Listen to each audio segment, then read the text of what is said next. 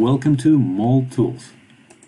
In this tutorial we will explore mold tools available from the command manager under the tabs here. So we're going to create a simple mold tool for making the door handles. So for that we will need some drawings to first generate the part, and second we will use this part to create the mold tool. And this is sort of a replica of the part. So okay, let's get started. So we need to start the part and make sure that we work with IPS, so dimensioning everything in inches. So I'm going to start with the front plane and I'm going to revolve the sketch I'm going to create now. So I will put the center line in right away. It will help me to dimension some diametral portions, so to put some dimensional dimensions. So with the line, let's define some linear portions of the profile, and I will use spline to define some curvilinear part of my profile. So here you see I use 4 control points for this, and now let's just simply define the geometry by putting the dimensions in. So this angle over here, so this one is 2 degrees, same as over here.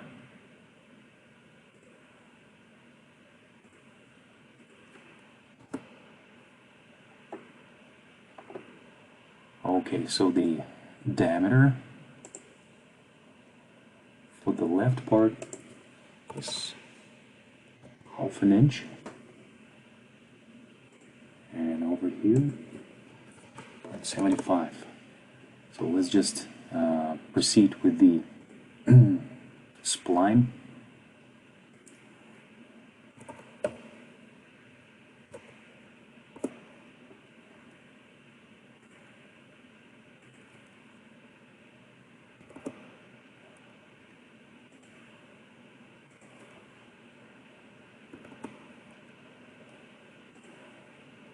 And the last point, so let's now define the distance from the origin for all these points. So I use origin as the datum here, and as you can see I'm spacing all of these points one by one from that datum. So it is now really easy. I'm just going from the first point up to the last one over here.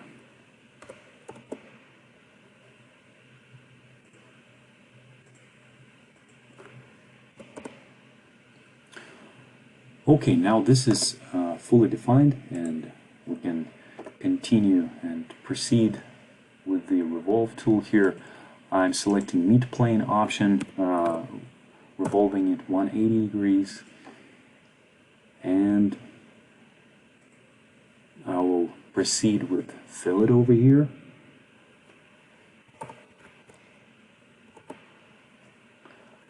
And I will create shell.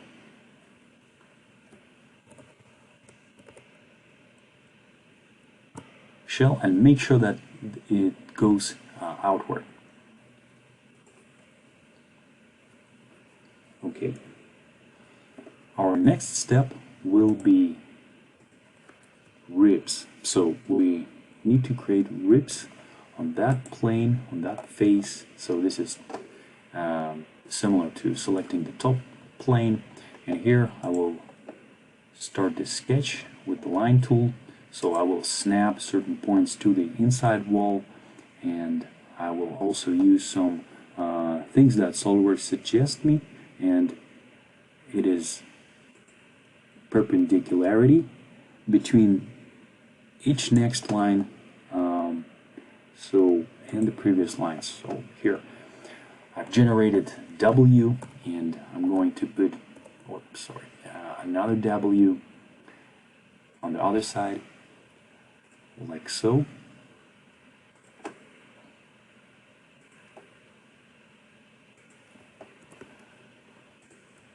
We need to make sure that these lines or these points are vertical to each other, as well as the points at the other end as well. So I'm going to put here intersection point. So just hover over these lines and put the point at the intersection. So this has to go horizontal with the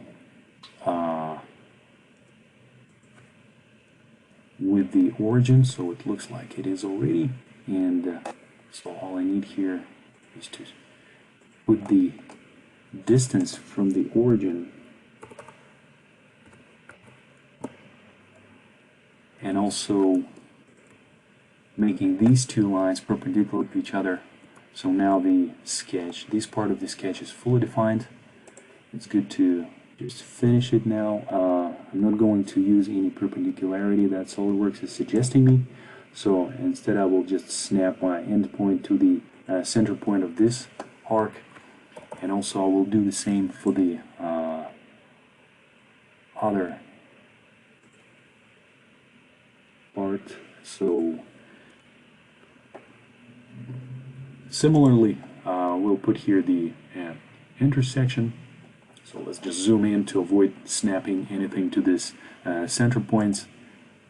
Okay, intersection, and let's put the distance in from this point to the origin, which is 5 inches. Okay, maybe we'll also need to make these two guys horizontal to each other. Okay, so now the ribs sketch for it is complete. So now I select the sketch, go to features, and I select rib. So now I'm going to create rib, and for that we'll need to provide it distance or thickness for the ribs, and so it is this much, and also the draft of 1 degree, and make sure that the extrusion of the ribs is going inside of the part, so otherwise the ribs won't be created, since just creating something out in space won't happen here with the ribs tool. And so let's check the result here. You see the inclination now. We see inclination between the surfaces here on the ribs and the top plane. So this is required to make the mold tool, and it is very similar to the ice cube trays. So when you want to remove the ice cube from the tray, it is easier with this type of inclination or drafting of the surfaces, because when you don't have this and the faces are completely normal to the top plane, in this case there is going to be a lot of pressure and friction between the part and the mold tool, so it will be very difficult to remove the ready part after molding from the tool. So this is required. And now I'm going to go here and enable the sketch, or show it. So I'm going to use the center points, and I'm going to put the posts using these centers. Okay, so I know that I'm going to extrude, actually, not the revolve. And so I'm going to extrude starting from this face, and I will just put some circles here, make them equal, and I will define the size, which is 0.25 inches, and I will extrude it up to the surface here. You can select any of these surfaces, so this is inside surface, and I want my posts to go to that surface. Okay, now I will also need to apply the draft here, and it's going to be outward, so check this. Now apply, and let's double check. So, okay, that's correct. The next step is I'm going to produce some holes, so extruded cut, and let's use the same centers. Put here some circles that have to be equal, or you can dimension them separately, but I'm just feeling lazy a little bit, so I just rather make them equal. And the diameter for those is 0.125 inches, and let's extrude it through all. This time doesn't really matter, so we can just put the holes through the whole thing. And also don't forget the draft here going outward again and 1 degree. So let's accept it and let's check how it goes. So indeed it is just created the correct way.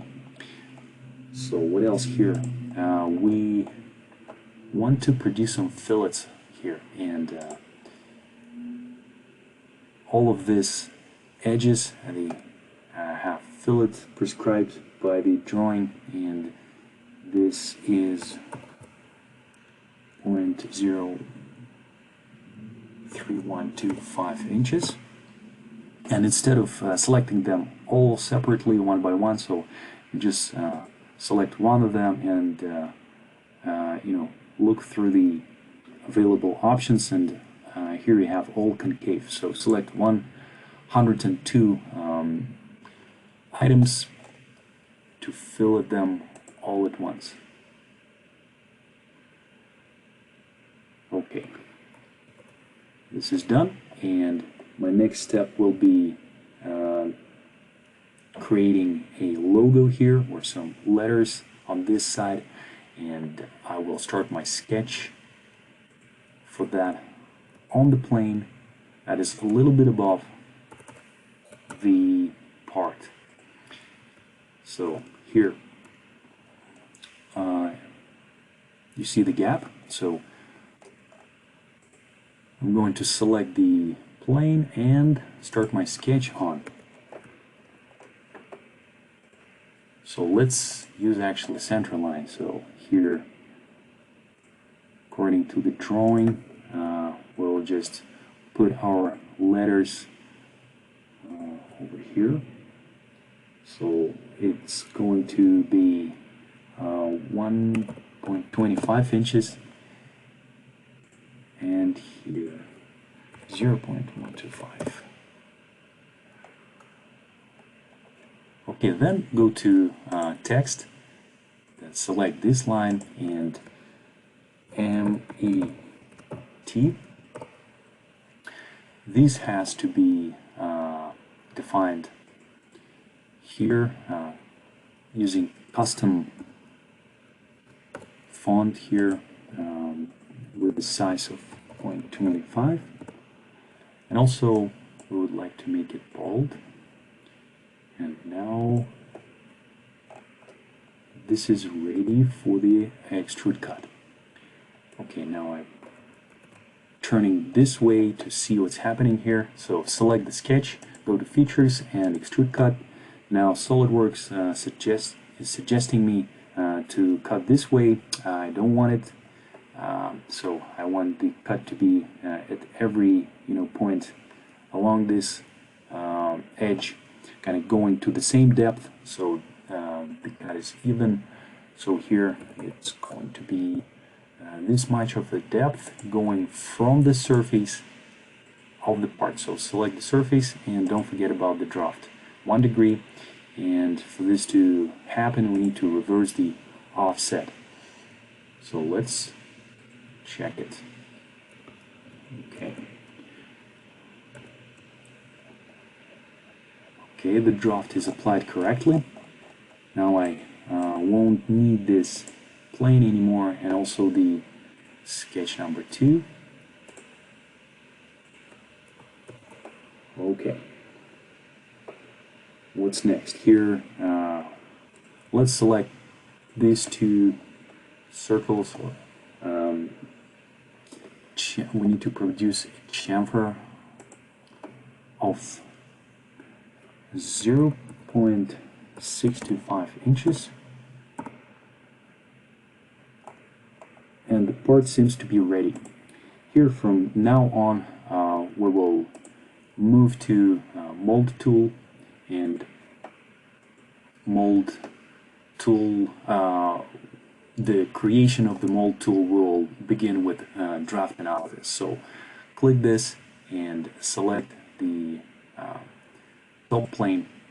So with the face classification enabled, so we can see that 59 features of this green color are facing one special direction, so one specific direction, and the rest indicated by the red color are facing the other way. So and as you can maybe imagine, that red parts will be touching one part of the mold tool and green ones will be touching the other.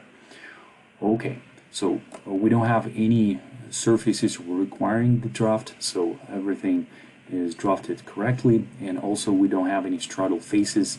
This is the case when surface or face indicates as positive and as well as negative draft. So there are no errors, therefore, and we're completely ready for the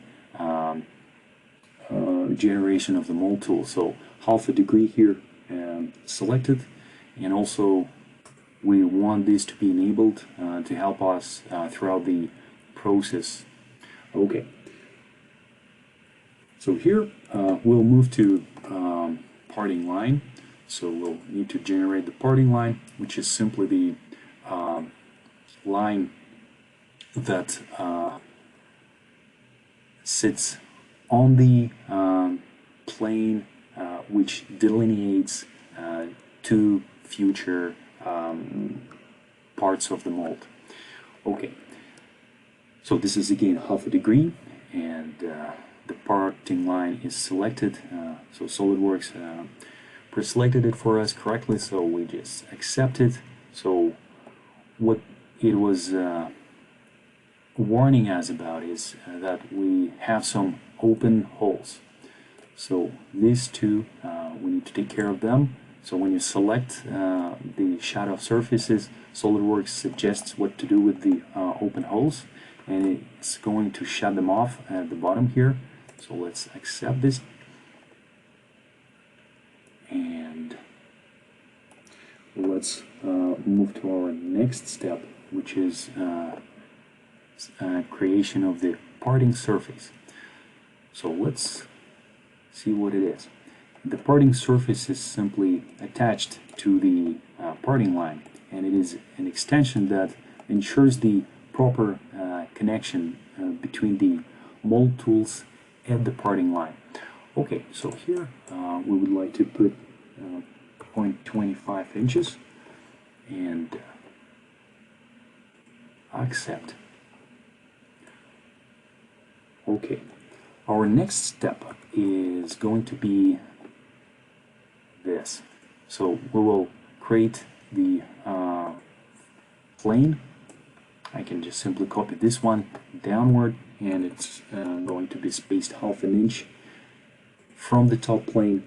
And why we want this is because our next step will be creating the outline of the mold tool, the overall sort of outline, and it is a good practice to put the part a little bit inside of one of the mold parts for better heat dissipation and distribution in during real manufacturing process. So instead of having this parting surface sitting right at the connection between the two mold parts, so we will put this a little bit below. So again, it is just related to some basic mold tool design considerations, and on that plane we will create a outline of the tool. So here I'm just going to drag the box enclosing the part, and the dimensions are 6 and 10 inches.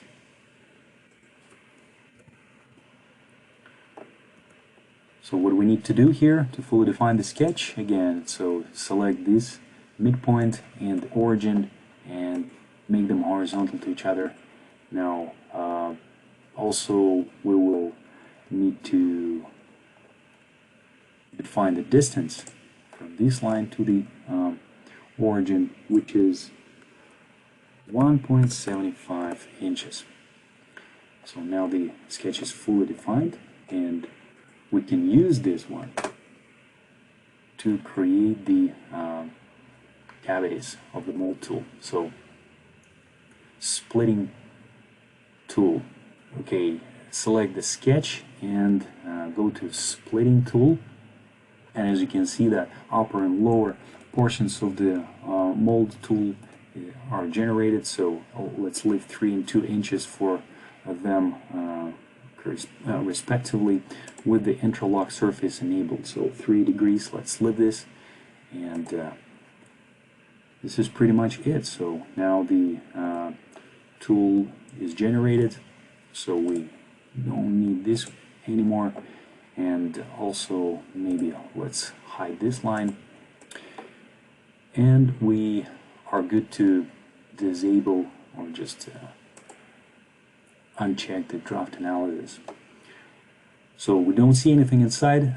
It is very simple to fix, and just to be able to see the insides of the tool, so go to Insert Surface and Move Copy. So make sure that this is unchecked, so we don't want to copy anything, so we just want to move and actually rotate this upper part around this axis or this edge.